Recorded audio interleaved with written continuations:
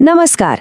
आज के इस खास एक्सप्लेनर में हम एक ऐसी रहस्यमय कथा और चमत्कारी स्थान की गहराई में उतरने वाले हैं जो प्राचीन पौराणिक कथाओं और आज के आधुनिक युग का एक बिल्कुल अद्भुत संगम है। तो चलिए बिना किसी देरी के सीधे इस सफर की शुरुआत करते हैं। क्या आपने कभी सोचा है कि राजस्थान के सीकर में एक छोटे से जलकुंड के किनारे आकर अचानक लाखों लोग इतने भावुक क्यों हो जाते हैं? मतलब उनकी आंखों से आंसू तक छलक पड़ते हैं। इस जगह को श्याम कुंड कहा जाता है। यहाँ आने वाले लोग एक ऐसी गहरी शांति और सुकून महसूस करते हैं ना, जिसे सिर्फ शब्दों में बयान करना लगभग नामुमकिन है। तो आखिर इस पानी में ऐसा है क्या जो सीधे लोगों के दिलों को इतनी गहराई से छू लेता है?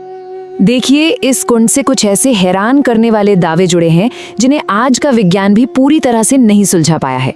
सबसे बड़ी बात तो ये है कि भयंकर सूखे और कड़ाके की गर्मी के बावजूद इस कुंड का जल स्तर कभी कम ही नहीं होता।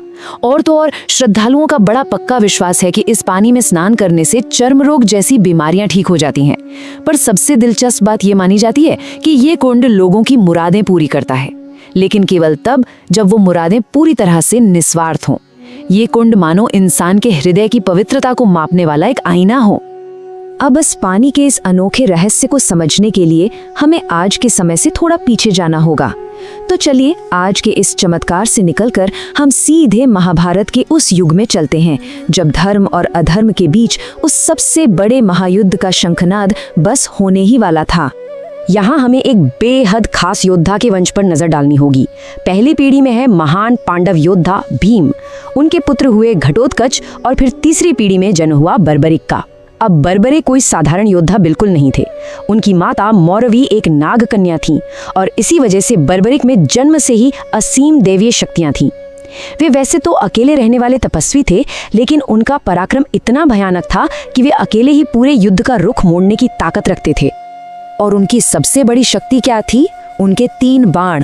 भगवान शिव की घोर तपस्या करने के बाद बर्बरीक को ये अचूक तीर मिले थे। इसका तरीका बहुत ही खौफनाक और एकदम सटीक था। पहला बाण उन सभी लक्ष्यों को मार्क यानी चिन्हित करता था जिन्हें नष्ट करना है। दूसरा बाण उन्हें चिन्हित करता था जिन्हें बचाना है। और फिर तीसरा बाण वो एक झटके में उन सभी चिन्हित लक्ष्यों को भस्म कर देता था। इसका सीधा सा मतलब ये हुआ कि बर्बरीक महाभारत के उस पूरे विश्व युद्ध को केवल और केवल एक पल में समाप्त करने की क्षमता रखते थे। लेकिन इतनी असीमित शक्ति होने के बावजूद उनके साथ एक ऐसा भावनात्मक बंधन जुड़ा था जिसने सब कुछ बदल कर रख दिया। युद्ध में जाने से ठीक पहले माता मौरवी ने बर्बरीक से एक बहुत बड़ा वचन मांगा था, हमेशा उस पक्ष की तरफ से लड़ना जो हार रहा हो। एक माँ के इस वचन का भार आप समझ सकते हैं, और एक सच्चे पुत्र की तरह बर्बरीक ने बिना एक पल गवाए इस कठिन प्रतिज्ञा को खुशी खुशी स्वीकार कर लिया। अब जरा इस दिलचस्प विरोधाभास यानी एक तरह के पैराडॉक्स पर सोचकर देखिए। अगर बर्बरीक हारने वाले पक्ष में शामिल होते हैं तो उनकी उस असीम शक्ति से वो पक्ष तुरंत जीतने लगेगा, है ना? लेकिन इसके परिणाम स्वरूप जो पक्ष पहले जीत रहा था वो हारने लगेगा। अब अपनी प्रतिज्ञा के अनुसार बर्बरी को फिर से हारने वाले पक्ष में जाना पड़ेगा। मतलब ये चक्र यूं ही चलता रहेगा। इस तरह बार बार पक्ष बदलते बदलते युद्ध में हर कोई मारा जाएगा, और सच कहूं तो ये युद्ध कभी समाप्ति नहीं होगा। अब इस विनाशकारी परिणाम को भगवान श्री कृष्ण बहुत अच्छी तरह से समझ गए थे। जरा उस दृश्य की कल्पना कीजिए। बर्बरिक अपने नीले घोड़े पर सवार हैं, कंधे पर 3 बाणों का तरकश है और पूरी दृढ़ता से कुरुक्षेत्र की ओर बढ़ रहे हैं। तभी रास्ते में एक वृद्ध झुकी हुई कमर वाले ब्राह्मण ने उन्हें रोक लिया। अब आप शायद समझ ही गए होंगे, ब्राह्मण के वेश में ये कोई और नहीं बल्कि स्वयं भगवान श्री कृष्ण थे। उस ब्राह्मण ने बर्बरीक की शक्ति पर थोड़ा संदेह जताया और उन्हें एक चुनौती दे डाली।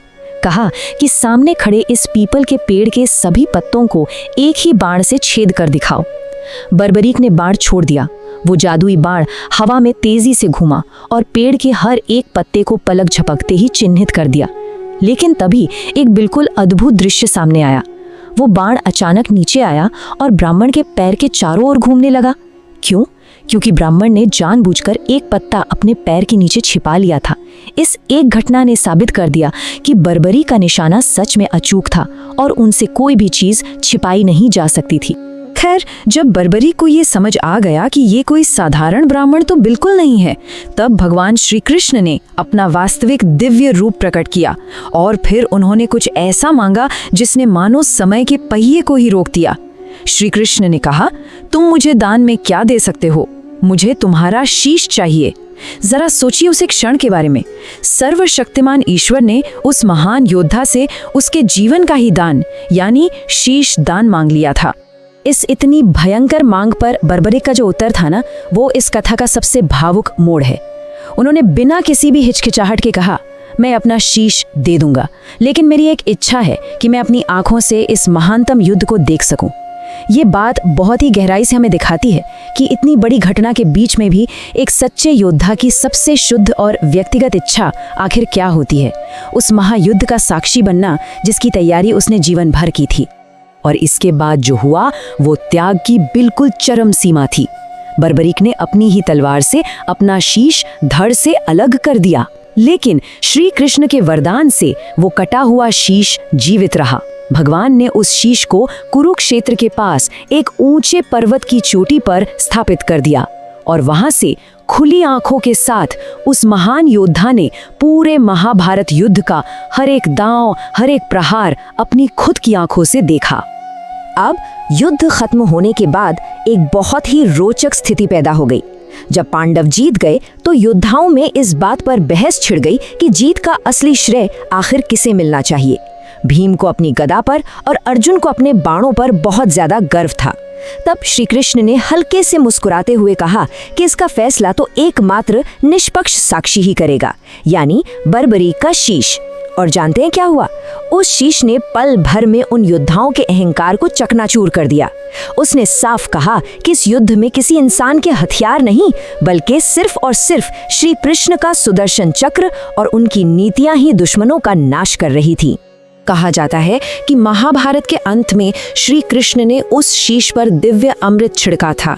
इसके बाद हजारों साल बीत गए, युग के युग बदल गए। रूमा नदी के किनारे वो शीश भूमि में कहीं बहुत गहराई में छिपा रहा और फिर कलयुग के समय में उस पवित्र शीश की एक बार फिर से चमत्कारी ढंग से खोज हुई। और दिलचस्प बात यह है कि ये खोज किसी राजा या बड़े सेनापति ने नहीं की, बल्कि एक बेहद साधारण और ईमानदार ग्वाले ने की, जिसका नाम था रूप सिंह चौहान। उसकी एक गाय थी धवली। धवली जब भी एक खास जगह पर खड़ी होती ना, तो उसके थनों से अपने आप दूध की धारा जमीन पर बहने लगती थी। इस रोज रोज की चमत्कारी घटना ने उस जमीन के नीचे छिपे एक बहुत बड़े रहस्य की ओर इशारा कर दिया। तो जब रूप सिंह ने उस जगह की खुदाई की तो जमीन के अंदर से एक तेज दिव्य प्रकाश निकला, जिसमें वो मुस्कुराता हुआ पूरी तरह से सुरक्षित शीश मौजूद था। रूप सिंह तो ये देखकर डर ही गया था, लेकिन तभी एक मधुर आवाज गूंजी जिसने उसे शांत किया और उस स्थान पर खाटू श्याम का एक भव्य मंदिर बनाने का निर्देश दिया। सच कहूं तो युगों पुराना जो वादा था वो अब आखिरकार आकार ले रहा था। और बस इसी घटना ने जन्म दिया उस रहस्य को जिससे हमने आज के इस एक्सप्लेनर की शुरुआत की थी, श्याम कुंड। जिस गड्ढे से वो पवित्र शीश निकाला गया था वो अपने आप एक बेहद साफ पानी से भर गया। उस पानी से एक अद्भुत और बिल्कुल तरोताजा कर देने वाली सुगंध आने लगी। और सबसे बड़ी हैरानी की बात तो तब हुई जब रूप सिंह ने उस जल में अपने हाथ डाले और उसके हाथों का सालों पुराना दर्द उसी वक्त हमेशा हमेशा के लिए गायब हो गया। वो गड्ढा सदा के लिए एक चमत्कारी कुंड में बदल गया। तो अब सवाल आता है कि इस पानी की असली शक्ति क्या है? देखिए, श्रद्धालुओं का बहुत दृढ़ विश्वास है कि ये केवल कोई साधारण पानी नहीं है। इसमें भगवान श्री कृष्ण द्वारा छिड़के गए अमृत की बूंदें शामिल हैं। इसमें एक महान योद्धा के उस सर्वोच्च बलिदान की ऊर्जा घुली हुई है। ये पानी दरअसल उस माँ के वचन का एक जीता जागता रूप है जिसे एक बेटे ने अपने प्राण देकर निभाया था। इसी महान बलिदान से प्रसन्न होकर भगवान श्री कृष्ण ने बर्बरीक को अपना ही नाम श्याम दे दिया और उन्हें एक बहुत ही सुंदर उपाधि दी, हारे का सहारा। इसका सीधा सा अर्थ है कि जो इंसान जिंदगी की हर जंग हार चुका हो, जो अंदर से पूरी तरह से निराश हो चुका हो, ये देवता उसका अंतिम और सबसे मजबूत सहारा बनेंगे। जैसे जैसे हम आज की इस कथा के अंत पर पहुंचते हैं, एक बहुत ही गहरा विचार हमारे सामने आता है। सच्ची अमरता कभी भी किसी को हराने या सिर्फ जीतने भर से नहीं मिलती, बल्कि ये सबसे कठिन रास्ते पर चलने से मिलती है, और वो रास्ता है त्याग का। बर्बरीक के पास अपार शक्ति थी, वे आसानी से जीत सकते थे, लेकिन उन्होंने वो रास्ता चुना जो सबसे मुश्किल था। तो अंत में सवाल यही है, आज के इस आधुनिक युग में हम सभी अपनी सफलताओं के लिए क्या और कितना त्याग करने को तैयार हैं? इस अद्भुत एक्सप्लेनर में मेरे साथ जुड़ने के लिए आपका बहुत बहुत धन्यवाद।